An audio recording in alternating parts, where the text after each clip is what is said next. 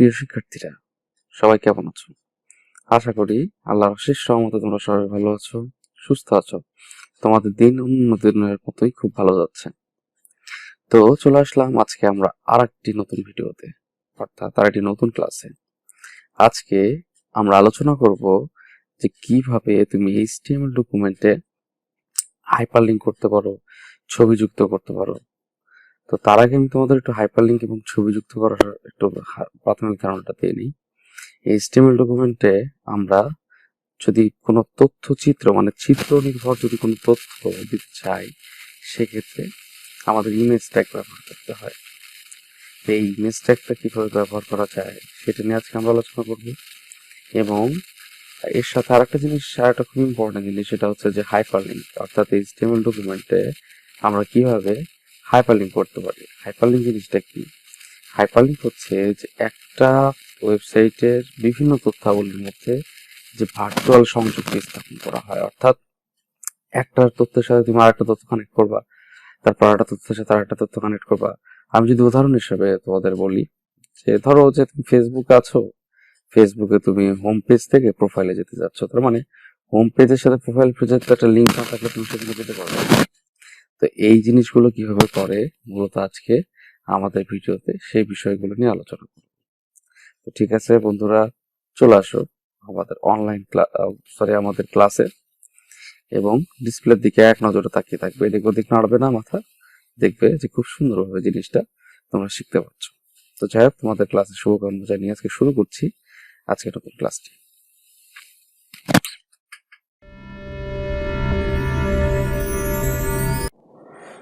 প্রিয় শিক্ষার্থী, চলো দেখা যাক আজকের ভিডিওটি। আজকে আমরা কিভাবে একটা HTML ডকুমেন্টে ইমেজ যুক্ত করতে পারি এবং সেই সাথে আমরা কিভাবে হাইপারলিংক করতে পারি, এই দুটো জিনিস নিয়ে একটু আলোচনা করা যাক। তো আমরা একটু দেখি যে আসলে হাইপারলিংক যে কয় প্রকার, আর হচ্ছে ইমেজ জিনিসটা কি, আসলে এটা এগুলো নিয়ে একটু আলোচনা করা যাক।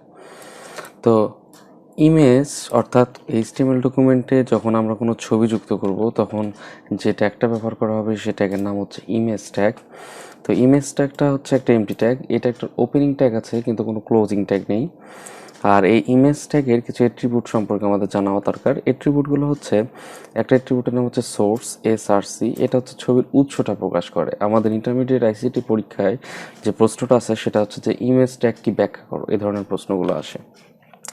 তো এখানে যে ইমেজ ট্যাগটা রয়েছে, এই ইমেজ ট্যাগটার প্রথম যে অ্যাট্রিবিউটটা আছে, অ্যাট্রিবিউটটার নাম হচ্ছে সোর্স অ্যাট্রিবিউট। সোর্স অ্যাট্রিবিউটের কাজ হচ্ছে যে ইমেজের উৎসটা কোথা থেকে আছে, ইমেজটা তুমি কোথা থেকে নিচ্ছ বা ইমেজের নামটা কি, এটা নির্দেশ করার কাজ করে হচ্ছে সোর্স। অল্টার অ্যাট্রিবিউটের কাজ হচ্ছে যে কিভাবে যদি কোনো সময় এই সোর্স থেকে ইমেজটি ডিলিট হয়ে যায়, অর্থাৎ আমার কম্পিউটারে একটা ছবি সেভ করা আছে, আমি এটাকে ওয়েব ব্রাউজারে নিলাম, নেওয়ার পরে কোনো কারণবশত আমার কম্পিউটার থেকে বা ডিভাইস থেকে আমার ছবিটা ডিলিট হয়ে গেল, অর্থাৎ সার্ভার থেকে ছবিটা ডিলিট হয়ে গেছে। তো সার্ভার থেকে যদি কোনো সময় ছবিটা ডিলিট হয়ে যায়, তাহলে অল্টার অ্যাট্রিবিউটে যদি আমি ছবির বর্ণনাটা লিখে রাখি, তাহলে সেক্ষেত্রে ছবিটার বর্ণনা দেওয়ার যে কাজটা করবে অল্টারনেটিভভাবে, সেটা হচ্ছে অল্টার অ্যাট্রিবিউটটা। তো অল্টার অ্যাট্রিবিউট হচ্ছে ছবিটার বর্ণনা প্রকাশ করে আর কি।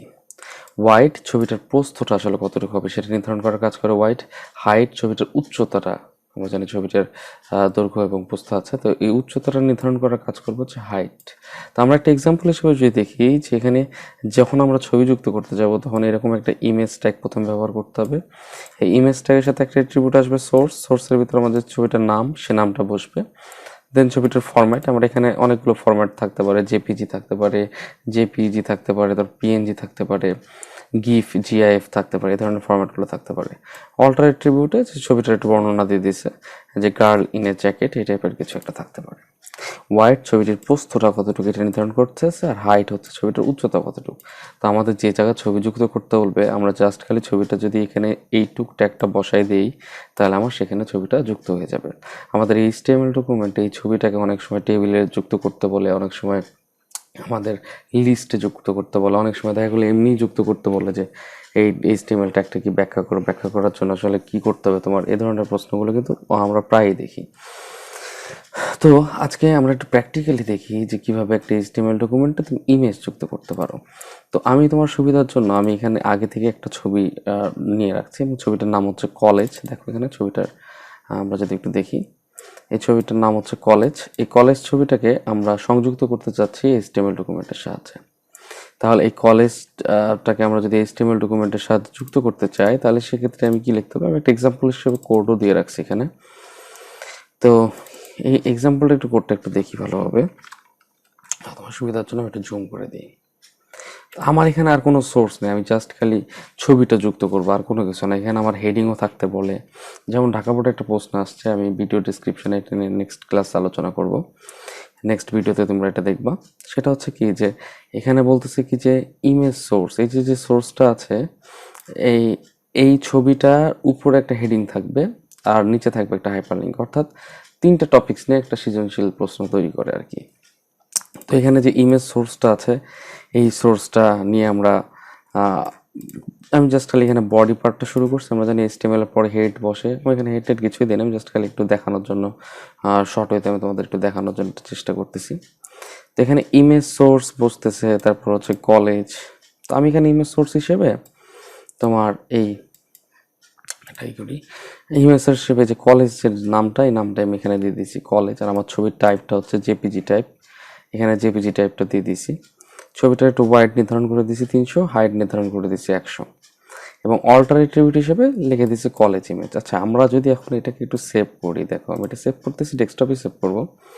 আমি এখানে যদি সেভ করি ইমেজ এক্সাম্পল ডট, আমরা জানি যে যে কোনো HTML ডকুমেন্ট সেভ করতে হয় 2টা এক্সটেনশনে হয়, সেটা .htm অথবা .html, এই 2টা বিষয় নিয়ে। তো আমি এখানে যদি ছবিটাকে সেভ করি, তাহলে দেখি যে এটার ব্রাউজার অপশন আসলে কীভাবে পাওয়া যাচ্ছে। দেখো এখানে কিন্তু আমাদের সুন্দরভাবে ছবিটার কলেজের ছবিটা কিন্তু চলে আসছে।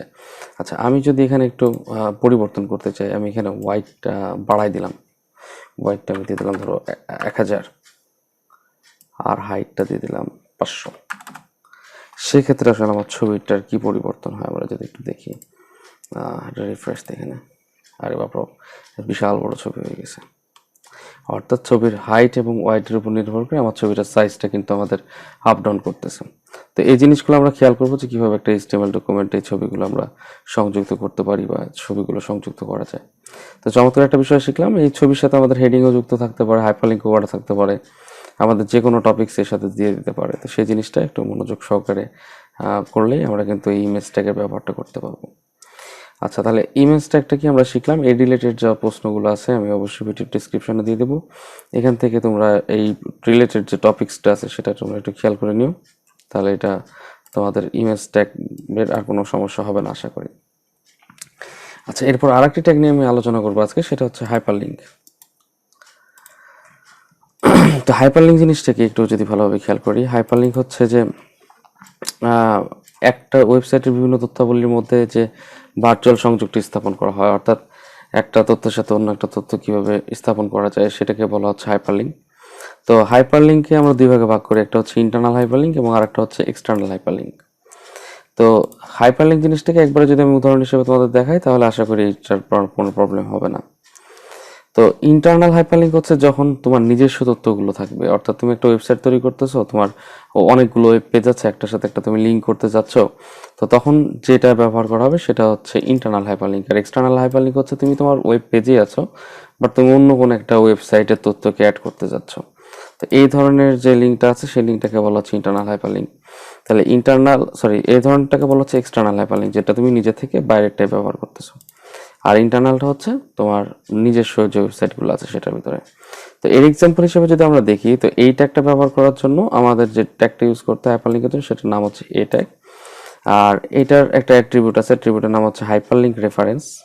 এই রেফারেন্সের ভিতরে আমরা যদি কারো বাসায় বেড়াতে যাই, আমি যদি না চিনি, তাহলে সেক্ষেত্রে আমার প্রথমে সেই অ্যাড্রেসটাই হয়তো বা টোকা দিতে হবে। ওই অ্যাড্রেসটায় ওই এলাকাটায় যাওয়ার পর, লোকেশনটা যাওয়ার পর আমার কিন্তু সেই লোকটার নামটা মেনশন করতে হবে, যে আমি অমুক ঠিকানায় যাচ্ছি, কার নামটা বাসা যাচ্ছে। তো এটাও সেম একই জিনিস, যে আসলে তুমি কোথায় যেতে যাচ্ছ সেই অ্যাড্রেসটা বসবে আগে, দেন এই দুইটা একটা বন্ধ হয়ে যায়, এখানে তোমার নেমটা বসবে, অর্থাৎ তুমি কার ঠিকানা যেতে যাচ্ছ। দেন এখানে ক্লোজ হবে কি, আমাদের যে এই ট্যাগটা ওপেন ছিল সেই এই ট্যাগটা এখানে ক্লোজ হয়ে যাবে। তো এই হাইপারলিঙ্কের যদি একটা উদাহরণ দেখা যাক, আমি একটা এক্সটার্নাল হাইপারলিঙ্কের একটা উদাহরণ দিচ্ছি। নেক্সট ক্লাসে আমি ইন্টারনাল হাইপারলিঙ্কের একটা উদাহরণ তোমাকে দেবো অন্য নেক্সট ভিডিওতে। তো এই হাইপারলিঙ্কের একটা উদাহরণটা দেখা যাক। ধরো আমি এখানে একটা টাইপ করে রাখছি আগে থেকে তোমাদের সুবিধার জন্য, হাইপারলিঙ্ক এখানেও বডি পার্ট দিয়ে শুরু করছি, পি লেখছি কন্ট্যাক্ট, অনেক জায়গায় আমরা দেখি যে কন্ট্যাক্ট উইথ মি অন, এখানে একটা লিঙ্ক ব্যবহার করছি তারপরে ব্যবহার করছি এই স্টেপ, এখানে আমি আমার অ্যাড্রেসটা দিয়ে দিচ্ছি http://facebook.com রাকিব ব্র্যান্ড, অর্থাৎ আমি এই ঠিকানাটা যেতে চাচ্ছি, এই ঠিকানাটা আমি যেতে চাচ্ছি কোন লেখাটার উপর ক্লিক করে যাচ্ছে, অর্থাৎ আমি কার উপরে কিভাবে ক্লিক করে যাবো সেটা জিনিসটা দেখব। আমি যেতে চাচ্ছি এই ঠিকানাটায় ফেসবুকের উপর ক্লিক করে, অর্থাৎ আমার ওয়েব ব্রাউজারে শো করবে এতটুকু লেখা যে কন্ট্যাক্ট উইথ মি অন, দেন আসবে কোন লেখাটা ফেসবুক। আচ্ছা আমরা দেখা যাক পেজটাকে যদি একটু সেভ করে একটু উদাহরণটা দেখি। সেভ করতেছি, আমরা ডেস্কটপে সেভ করি। এখানে হাইপারলিঙ্ক এক্সাম্পল দিয়ে আমি .html এক্সটেনশনটা ইউজ করে দিই। এখানে এক্সটেনশনটা ইউজ করার পর আমি একটু যদি দেখি এখানটায় কি আসতেছে, হ্যাঁ আমার এখানে হাইপারলিঙ্ক নামে একটা এক্সাম্পল চলে আসছে, আমরা একটু দেখি। তো জুম করে তোমাদের একটু দেখো, এখানে দেখো লেখা আসছে contact with me on Facebook. তো হাইপারলিঙ্ক করা কোনো ডকুমেন্ট যখন তুমি হাইপারলিঙ্ক করবা তার জন্য তোমার আলাদাভাবে ইউ ট্যাগ ইউজ করার কোনো প্রয়োজন নেই, আর আন্ডারলাইনের জন্য ইউ ট্যাগ ব্যবহার করার কোনো প্রয়োজন নেই, আবার লেখাটা কালার করার জন্য এখানে যে কালারটা আছে ব্লু কালার, এই কালারটা দেওয়ার জন্য ফন্ট কালার ইউজ করার কোনো প্রয়োজন নেই, কারণ হাইপারলিঙ্ক লেখা কোনো টেক্সট অটোমেটিক তার নিচে আন্ডারলাইন থাকবে এবং লেখাটা অবশ্যই ব্লু কালার হবে। আর দেখো এখানে যেমন মাউস পয়েন্টারটা আমরা নিয়ে যাচ্ছি একটা অ্যারো দেখাচ্ছে, কিন্তু আমি যদি ফেসবুকের উপর নিয়ে যাই তাহলে দেখো যে আমার আঙ্গুলের যে ছাপটা আছে সে ছাপের ন্যায় এটা দেখা যাচ্ছে। এখন এই contact us of me on উপর ফেসবুকের উপর যখন আমি হাতটা দিচ্ছি, আমি যদি ফেসবুকটা ক্লিক করি দেখো আমার নেট কানেকশন সবই আছে, আমি জাস্ট এখানে ক্লিক করব, আমার এই পেজটা থেকে আমি কোথায় যাচ্ছি একটু দেখো ভালোভাবে, অর্থাৎ এই পেজটা থেকে আমার যে ফেসবুকে যে ঠিকানাটা আছে সেই ঠিকানাটা একটু ঢুকে গেছে। খুব চমৎকার একটা বিষয় হাইপারলিঙ্ক। তো হাইপারলিঙ্ক কীভাবে করে এর ডিটেলস ভিডিও বা ডিটেলস আলোচনা, ডিটেলস এক্সাম্পল আমি নেক্সট ক্লাসে তোমাদেরকে জানাই দেবো। আর ভিডিও ডিসক্রিপশনটা অবশ্যই ফলো করবে, কারণ এখানে অনেক তোমাদের যে রিলেটেড যে ভিডিওগুলো আছে যেখানে সমস্যা, আমার আগের ভিডিওগুলো এখান থেকে পাবে, নেক্সট ভিডিওগুলো। আর অবশ্যই আমার চ্যানেলের সাথে থাকার জন্য সাবস্ক্রাইব করবে। আশা করি HTML ডকুমেন্ট আর কোথাও কোনো সমস্যা হবে না। তো সবাই সুস্থ থাকবে, ভালো থাকবে, আর বদ অভ্যাসগুলো পরিবর্তন করবে, আর অবশ্যই ভালোভাবে ভালো সময়গুলো ভালোভাবে পার করবে। তো আজ ধন্যবাদ সবাইকে, ধন্যবাদ জানিয়ে আজকের মতো বিদায় নিচ্ছি। আমি রাকিব মাস্টার, আল্লাহ হাফেজ।